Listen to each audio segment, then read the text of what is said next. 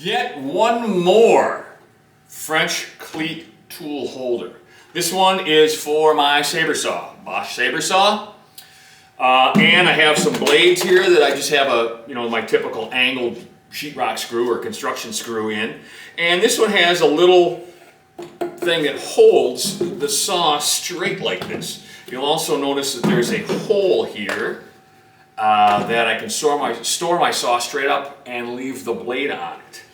Okay, so he just goes in like that. Again, pretty straightforward, 1/2-inch plywood, full length sides on here that give it quite a lot of strength. You could stand on that if you needed to, and both the French Cleat would hold and the shelf would hold. So, very useful. I don't use my Saber saw all that much, but when you need one, you know. So I put it with the other tools, and let's get to it. If you find yourself enjoying this kind of content and want to see more, why don't you mash down on that subscribe button? That helps us immeasurably.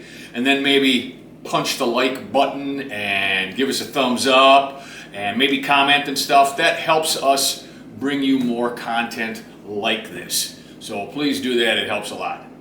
And now, due in part to the overly litigious society in which we reside, listen to my robot. Danger, Will Robinson! Danger! No, Will Robinson! Danger!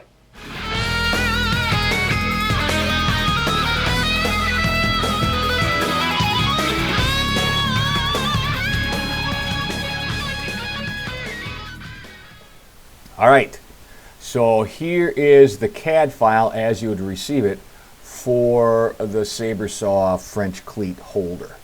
All right, so let's go and check the size, and we're going to change this to 1/2-inch because this is all made out of 1/2-inch plywood. Of course, you could make it out of some different material.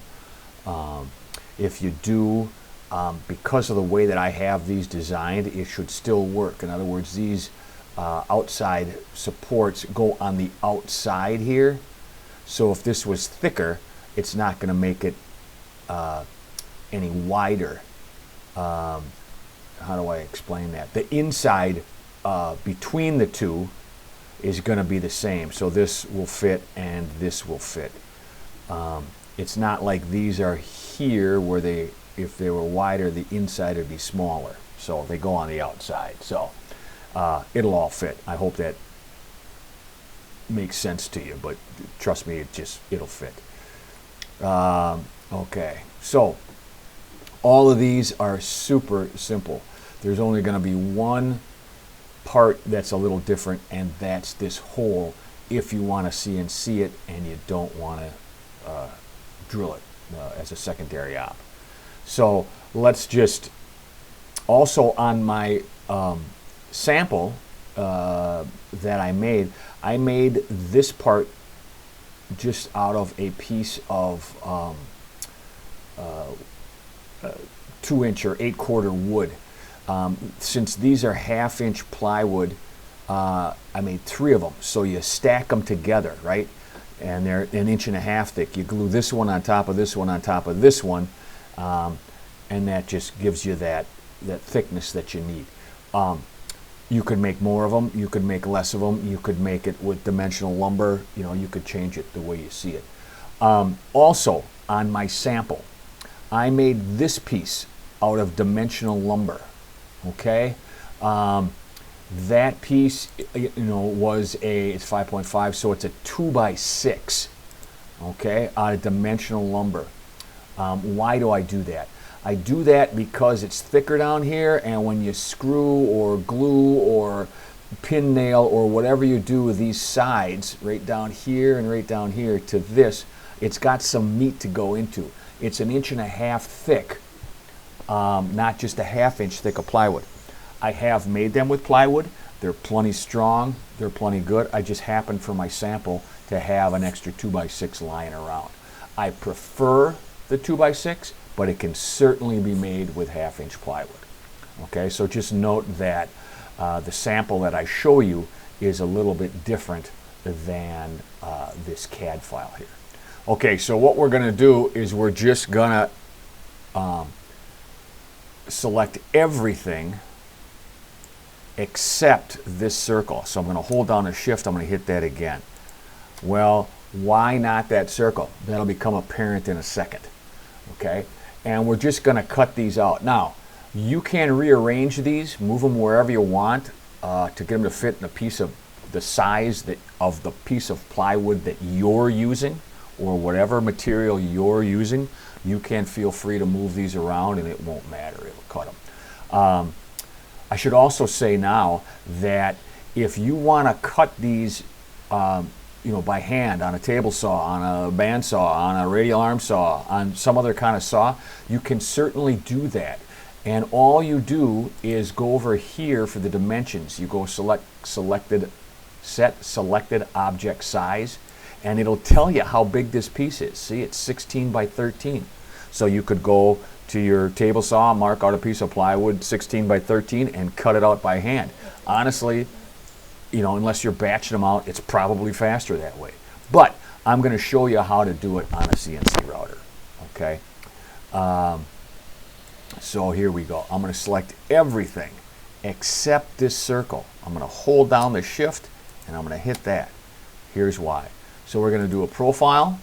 It's going to go a 1/2 inch thick. We're going to use my standard rougher, 6 millimeter. We're going to go on the outside, and here's why I didn't select that hole, because we're going on the outside, okay? And if we went on the outside of that hole would be bigger. Does that matter? Not particularly. Could we take this and make the diameter 12 millimeters smaller and then go around the outside of the hole so that the outside of the hole would be the correct size? Sure, we could. Okay, I'm just doing it this way for ease of showing you. All right, so here we go. I'm not going to put any tabs on here. However you hold your pieces, that's up to you whether you put tabs on there or not. I do like to ramp it a little bit though. That just takes it easy on my bit. Instead of the bit plunging in and then taking off at full speed, it ramps her down so you're less likely to put a lot of stress on your bit. And I'm just going to call these outer, I'm going to spell it right, outer profiles. Okay, and we'll calculate those. All right, and that looks right. Okay, and then I'm going to go to this hole, and I'm going to do that as a profile also. I could do it as a pocket, but it's just cutting it out. So, maybe if you're not going through, you can do it as a pocket, but I'm going to do it as a profile. And I'm going to change this to inside. That gives me that size hole. I think it's 1 inch. And I'm going to call this hole for blade. As you recall, when we set the Saber saw on here, the blade goes down in that hole so that the shoe fits flat on here on this shelf, and it holds it, it's stable that way. So there we go. Now we will reset the preview and preview all the tool paths. There you go. All right. So that's what all those parts look like. Okay. If you are going to modify them, let's go back to here. This right here is 1.5 inches because this is dimensional lumber, 1.5 inches thick. So you might want to bring this down to 1/2 inch. It doesn't matter, it just might look a little funny. All right, and again, this fits my particular Bosch Saber saw. The radius of these angles are for my Bosch saw. The height of this is for my Bosch saw. Where this hole is for my Bosch saw. I don't think you're going to have a Saber saw that's bigger than this shelf, but maybe you would, I don't know. So, yours may differ a little bit. So don't just say, well, I got a skill saw and maybe these are too tall or something. So take a couple of measurements. I think the only thing that'll change will be these pieces a little bit, maybe, and maybe where that hole is. Probably not with the hole, but maybe for those pieces. So that's about it for this. It's not a one-size-fits-all deal, especially with these pieces here. So, you know, keep that in mind when you cut this. All right, let's go out and make it. All right, plywood's in the machine. I have some knots and stuff over here, so where I set my zero is over here, so that when we punch it out, this will just be waste over here. So, you know, I do try to do that. There's some discoloration down here that I'm going to avoid, so it's just going to cut it out of right here the way I have it set up in my machine. So it looks like the cycle time is about 2 minutes and 48 seconds.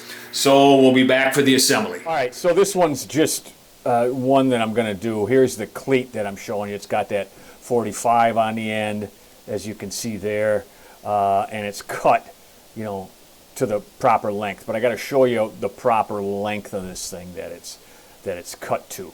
Okay, so when I put these together, I put that on the back, and you know, I cut it to length. But the length I cut it is actually an inch longer than the back. So you can see I got a ½ inch hanging out on either side here, and that gives me a nice corner that I can screw it to. It makes it very strong, in addition to the bottom being construction lumber. See, you can see here, see how that goes together there? It just gives me another point that I can sink a screw or a brad or glue or whatever. Not like this. I don't design them like this. I design them like this. So I have this whole area here that I can screw or glue, and then I have both up here at the top. So it makes for a very strong connection on all of my French cleats, and all it costs me is an inch of that of the French cleat that I bought. Okay guys, we've reached the point in the video where I give you the free coupon code. If I have done my job correctly, it should be appearing right about here. What you do is you go to the link in the description. That'll take you to the file page on the website, and it will try to charge you for those files. What you do is when you check out, you put in that coupon code, and it will give those files to you for free. They're both in SVG and PDF versions. All I ask in return is that you mash down on the subscribe button, maybe hit the like button, share it with your friends, that kind of stuff. That's it. It's free to do that. What a deal. All right, now back to the video. And there you have it. Pretty easy, pretty slick. Turned out good. What would I do differently? You know, not a whole lot on this one. I don't use a Saber saw every day, so it's here. I really like the support that I put in here. It looks cool hanging on the wall. It's plenty deep. There's not like a lot of wrenches and everything else that go with it. So, you know, this guy right here, there's just extra blades on there. That's fine. So really, I don't know that there's a whole lot that I would change about this.